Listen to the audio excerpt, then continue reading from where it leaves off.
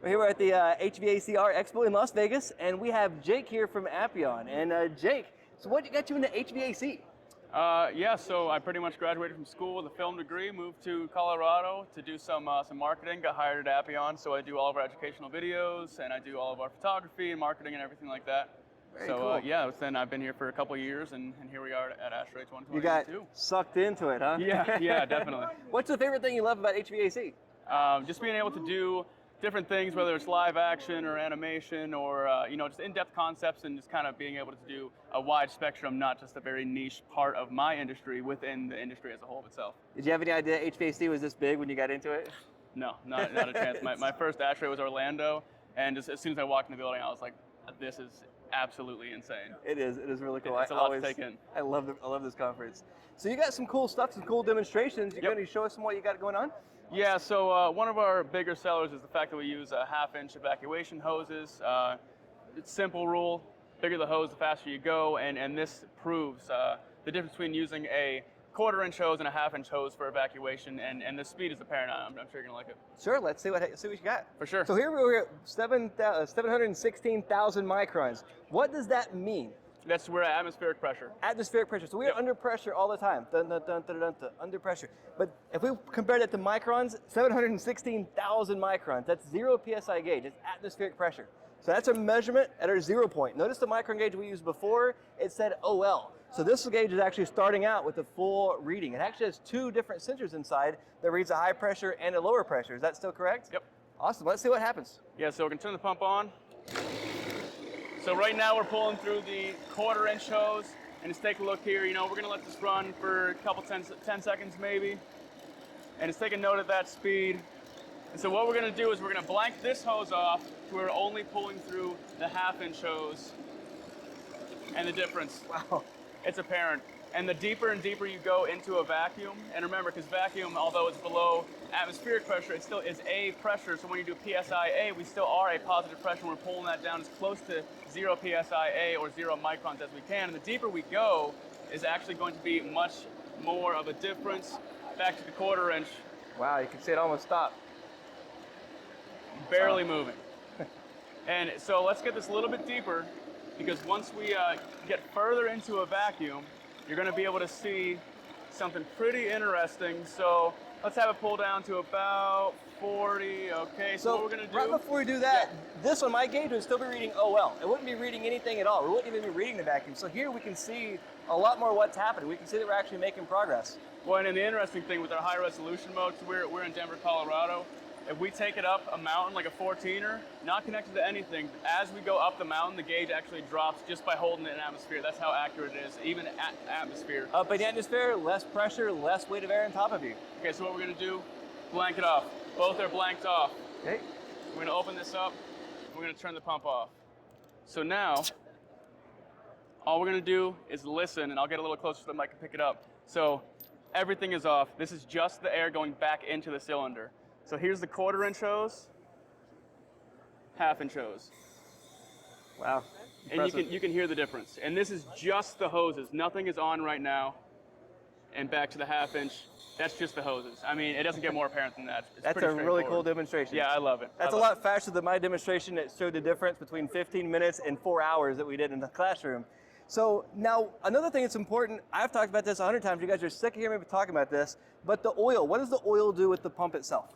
So oil has 4 functions. It lubricates the pump, cools the pump, catches contaminants, but the most important is it creates a seal in a deep vacuum. So with our synthetic blend, it has an ultimate vacuum or a vapor pressure of less than 1 micron. So essentially what that means is that it can hold that seal all the way down to 1 micron. And that's obviously a perfect scenario, but out in the field, not perfect. So you have moisture contaminants in the system.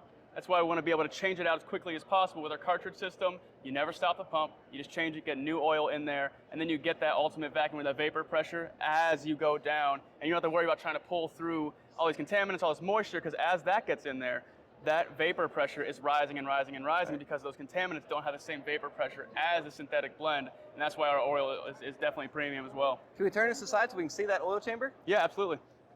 So you said something interesting about the oil. You said for sure it makes the seal, which we've talked about that so much till you're tired of hearing about it. We talked about also lubricating the pump. We talked about it a lot. But you said two other things you kind of bypassed that I haven't heard before. One of them you said it helps clean. Yeah, so this captures contaminants. So say somebody has a system and they don't do a triple evac, you're gonna see this oil turn very, very dark, like this one over here, and you don't want to be pulling through that. This, compared to the new vapor pressure, 1 micron, this, not 1 micron. That's why you gotta change it out every single time. The deeper you go, and obviously the deeper the vacuum, the steadier the rise, and you know, that's a better test, better evacuation. Absolutely. And then the other thing you said was it helps also cool the pump. I never thought about that before, but it's so important. We want to make sure that pump's getting a lot of heat, a lot of friction in there. It's cooling that pump as well. So those other two, I've never heard that until today. Yeah, and I mean, that kind of goes into you know, trying to keep everything cool with the 1/2-inch hose as compared to a 1/4-inch hose. So you have the molecules going through there, and the frictional forces of the molecules hitting the internal diameter of the hose is actually creating friction, but also in turn creating heat. And especially if you're doing a recovery, which is why we use 3/8-inch hoses. Obviously, we can't use 1/2-inch to stay in EPA de minimis rules, but with the recovery, you want to keep the cylinder cool. Right. Same terms apply. Absolutely, so, that's awesome. Now, what's your valve core removal tools? What are they rated for in microns? These are rated to 20 microns, and that's a very, very deep vacuum. If you're going that deep, you're doing it just to say you did it. But I mean, we did it all the time. Yeah, the valve core removal tools, they are one of our most reliable service tools out there, and that's why everybody loves them. You know, that's a fan favorite for sure. So what's cool about this pump is it's got 2 connections for the large hoses. We talked about also other pumps that only have 1 connection.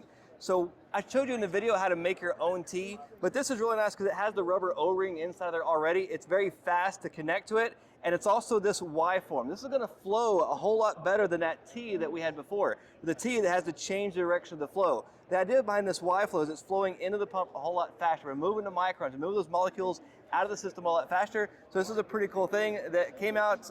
Didn't have it when I was looking for one. So how new is this? Yeah, so we released these when we announced our speed kits, because we have 2 for evacuation and 1 for recovery, but we announced those in Orlando, AHR2020. I'm behind on times. Those have been part of our kits ever since, and they've been a fan favorite. We've had really, really great reviews with those, and I mean, don't have to do a big clunky manifold or a T-fitting like you were saying. That turbulent flow really slows everything down, and these merging flow paths, it just makes everything a lot smoother. So that's really awesome. So now you can see it's a really cool demonstration, a lot faster than mine. Large hoses, remove the restrictions, valve cores, having that restriction out of there so much faster. But here, this is really cool. You can hear they're going back in and you can see the difference on that. So it's a really cool product. And they have a lot of other stuff. If you have time, check them out. I'm not promoting Appion. I have no connection with them. I've used their tools in the past. They're not paying me to say any of this stuff. This is things that I find quite interesting. Now, a lot of the vendors here don't talk to us. They don't want anything to do with us on camera. Appion, they didn't even flinch. They said, yeah, absolutely, we'll talk about our product. And I think that is great. It's honest, and I really appreciate your time. Yeah, likewise. Thank you. Likewise. Now, do you have anything for the audience? Anybody get new into the field? Do you have any recommendations, advice for them? Yeah, I mean, biggest recommendation is just education.